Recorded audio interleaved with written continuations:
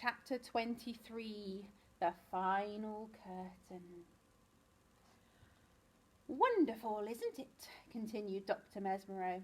She patted its shiny metal sides. "My life's work."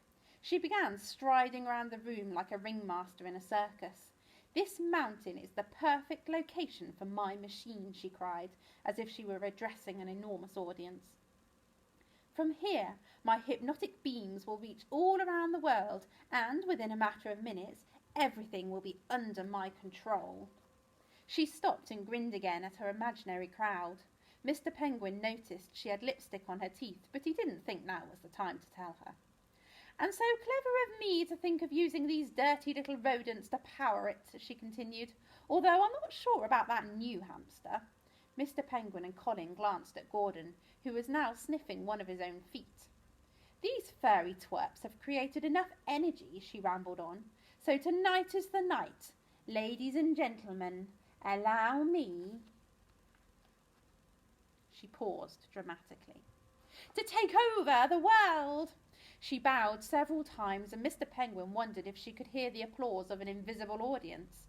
Then she leapt straight to work, fiddling with knobs, pulling levers, and adjusting a pair of what looked like binoculars attached to one end of the machine. When she was happy with the goggles, Dr. Mesmero stalked across the room and yanked on a huge lever on the wall.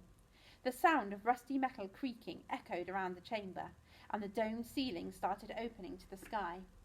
Freezing air swirled snowflakes into the room. "She's going to do it," thought Mr. Penguin, his flippers trembling again. "She's going to take over the world. We must stop her. But how?" Mr. Penguin gritted his beak. He wanted to think nice thoughts about fish finger sandwiches, but they needed a plan. They could pull the power from the machine, but not while they were tightly trussed up by two large snakes with enormous teeth. As the roof ground to a stop, Dr. Mesmero strode back to the hypnotron and adjusted its position slightly. Then she sat on the stool by the binoculars and turned to Mr. Penguin and Colin. "Enjoy the show, boys," she yelled, "and afterwards it's going to be the final curtain for you both." She removed her dark glasses to reveal a pair of bright green eyes.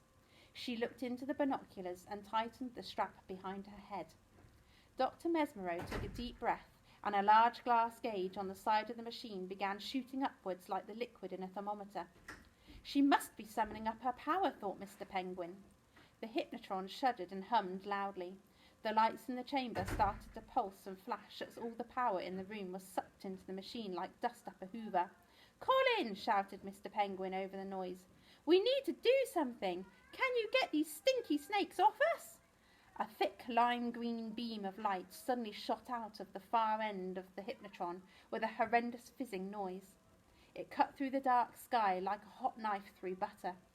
Underneath it, the hypnotron shook violently on its base, and the entire room jerked and juddered.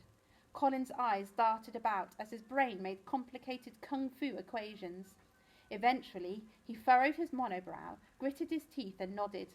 "Yes," said his pad, "when I say go. Ready?" Next page. "Steady." Next page.